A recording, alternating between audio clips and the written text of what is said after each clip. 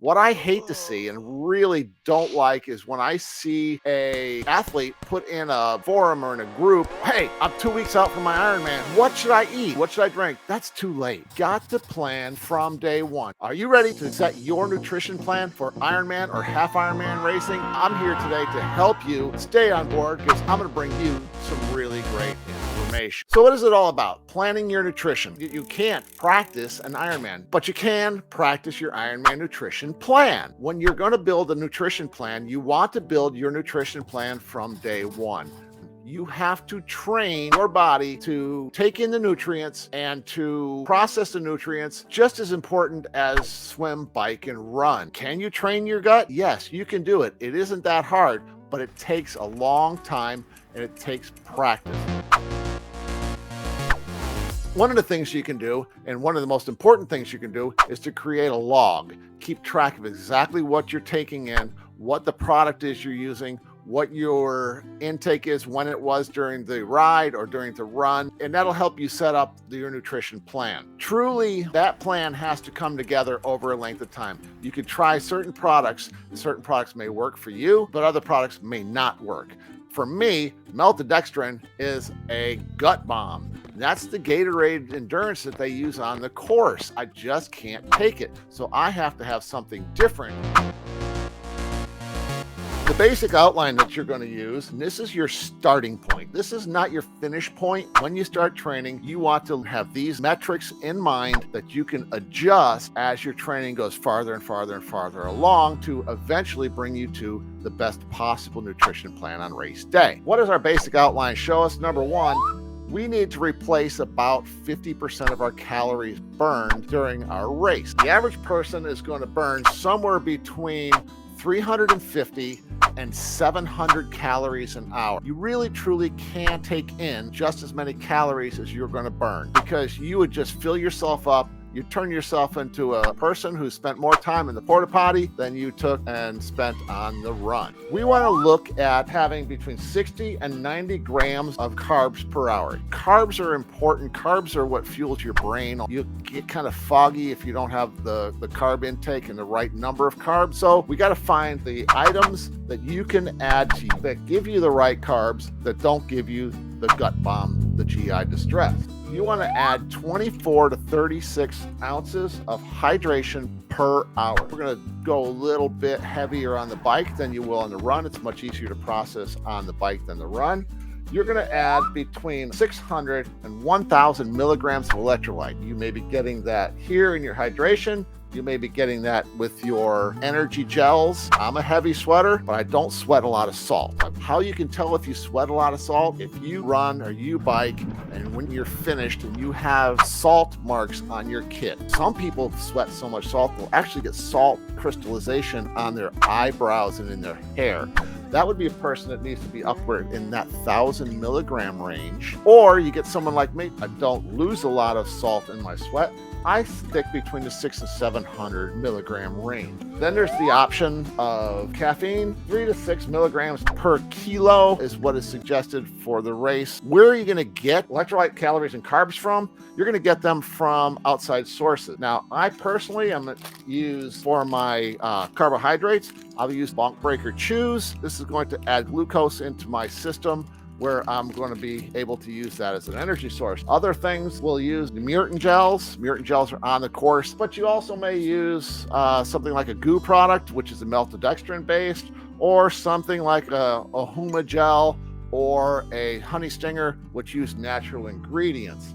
I also add, to get my calories, I'll take in a Bonk bar as I go through the ride, and I'll use salt stick electrolytes. I've been using these since training for my second Ironman because I had problems in my first Ironman, and that's how I found out the maltodextrin doesn't work for me.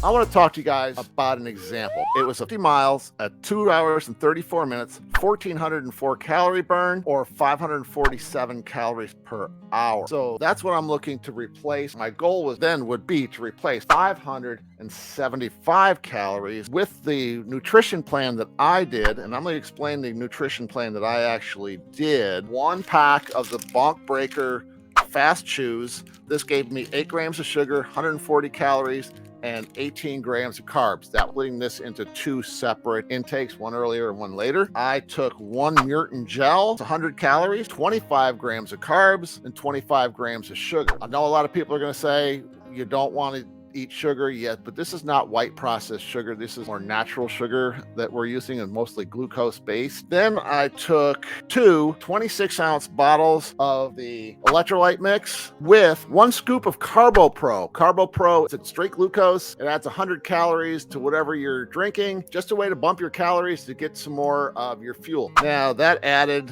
220 calories intake, 106 grams of carbs, and 726 milligrams of electrolytes. So that would be what I took in on my 50-mile ride. So my goals were 575 calories per hour coming in, 150 grams total carbohydrates, 65 ounces of fluid, and 1,800 milligrams of electrolyte. How did I do? I brought in 485 calories.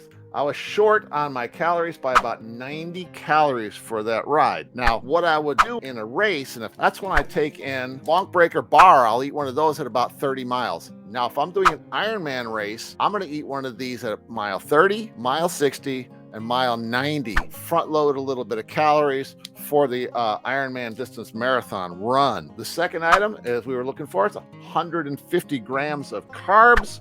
What did I get? 151 grams of carbs. This is a program that I've used for years. I am using Salt Stick products and Bonk Breaker products. I really appreciate them backing me up a little bit on my channel. We're looking for 65 ounces of hydration being brought in. How did I do on that one? 60. I missed a little bit on my fluid intake. I'm looking for 1,800 milligrams of sodium. How did I do on that one? 872 milligrams of sodium. I missed taking in my sodium. So what I did is I missed a little bit. But in a race, I will take a gel and sodium, then gel and sodium every 15 minutes or so, giving me about 30-35 minutes between each gel, 30-35 minutes between each electrolyte tab. A lot of people will say, I can't eat solid food when I'm racing. This is a big mistake. This is why we train our gut. We train our nutrition. You have to be able to take in solid food because your body, first off, is going to eventually be craving the solid food. And it's a fast way to get in more calories. How do you do that? You find something that you can eat, whether it's the Bonk Breaker bar or some other product, but you got to find something that you can eat, because in a half Ironman race, you're pretty much going to be missing 2 meals. And in an Ironman race, you're pretty much going to miss 3 full meals plus for the average age grouper. And that's who I talk to. I talk to the average age grouper. I'm not out here trying to teach a pro or somebody who's going to go out there and qualify for Kona. I want to teach you guys how to make this thing work for you. I want to talk to you about what I would take as the basic outline and how I would implement that to get this. We got our basic outline, placing our calories, we got our carbs, our hydration, our electrolytes. We got an example of how all that stuff came together. I would say to start with something of this nature and then move from there. Well, let's go to my suggestion. How are we going to make this work? First off, we're going to do a log. We're going to log everything that we do on our nutrition and write it down and be able to make adjustments as it goes. We're going to practice. And what I mean by practice is what we're going to eat the night before the race, the dinner before the race. We want to practice that the night before any of our long rides or long runs. I'm going to give you a myth. There's a myth out there. The myth is called carbo loading, and where you're going to load up on a whole bunch of carbohydrates the day before the race. Your body can only hold in its cells so much carbohydrates. And what's going to happen is if you try to carbo load, your body's not going to be able to process it all, and it's going to come back out again. If you don't want to over carbo load, because it just doesn't really work. Should you not eat carbs before the race? No, I didn't say that. You're not going to go overboard with your carbo loading. Breakfast is incredibly important. There's a lot of people out there who are saying, I'm not a breakfast eater. You need to be a breakfast eater. The advertising is breakfast is the most important meal of the day. Guess what? They're not lying. That's where you're getting your fuel. That's where you're getting your first hit of calories. That's where you're getting your first hit of carbohydrates. That's where you're drinking your coffee, where you're going to get a little kick of the caffeine to get you fired up and get you moving and get you grooving. You're going to eat that approximately an hour before your swim, before your workout, but you're going to practice that breakfast. You're going to practice your dinner. You're going to practice your breakfast. You're going to get those down to where they are like clockwork. Now, when you get out there and you're going to do a long swim, you're going to start off just like you would prior to the race. You're going to take a gel before the start of the swim. Well, what you want to do is you want to take that gel about 15 minutes before you hit the pool or hit the open water so that your body gets used to how it feels to have that gel in your stomach to start the swim. You're also going to take that gel before the swim because you're now going to be fasting for, in a half Ironman, if you're fast, 30 minutes. If you're average, 45 to 50 minutes, and you could be as long as an hour to an hour and 20 minutes without having any intake of fuel whatsoever. You want to be fueled up as best you possibly can. That segues right into the start of the bike. You're going to take a gel when you start on your bike. Start killing that fast as soon as you possibly can. You want to do that every single bike ride you do. What? I don't need a gel right at the beginning of the bike ride. Actually, you want to do that because you want to take in your gel right off the bat on that bike, and you want your body to be used to it. This is all about training your nutrition. But here comes the hack. Your last bottle on the bike, you're going to take in water. Now, if it's a half Ironman, you could do a half a bottle. Ironman, definitely your last bottle, you want to take in water. You've been eating gels, hard food, tablets, and you've got all this stuff in your stomach. You want to almost like dilute that and let your body absorb that before you get out there and start working hard on the run. Now, you want to take your first segment of the run, you want to do that fasting. You're going to go to the first aid station without drinking, without eating. You want to get your system cleared out, and then you can move on to your nutrition plan for the run. Here's the important part. This is the part that's the super secret. This is my run hack. And what you're going to do is you want to split all of your fuel sources. You want to split your hydration, electrolytes, you want to split your carbohydrates and your intake of calories. You now are in a situation where the weather can make a monster difference in how you do on the run. So when you have your fuel split, so I'm working with the mutant gels to split my electrolytes. I'm going to carry a pack or two of salt stick electrolyte. If you're doing a Ironman, you're going to put these in your special needs bag at halfway at the half Ironman. One package should do you. You might need to use this. This is electrolyte tablets. The tablets are great because some of them have caffeine, some are buffered. You can find the right combination for you. We're going to not carry water. The last thing you want to do is carry a Camelback. Why? Camelback is going to be 7 to 9 pounds of extra weight laying high on your back. You do not want to carry all that extra weight for that distance. Some people who are doing Ironman racing or half Ironman racing worry, is there going to be enough to drink on the run course? You know what? There is. There's going to be an aid station between a mile and a mile and a half, all the way through an Ironman or half Ironman race. But here's the way this is going to work. You're going to actually run from aid station to aid station. There's nothing behind you, and there's nothing after an aid station. You're going to go aid station to aid station to aid station. When you get to the aid station, that's when you're going to take in your nutrition, and you're going to take in water. Regardless of temperature, carbohydrate need doesn't really fluctuate much at all. So you're going to be able to take in at the same rate regardless of the temperature. But when it comes to hydration and electrolytes,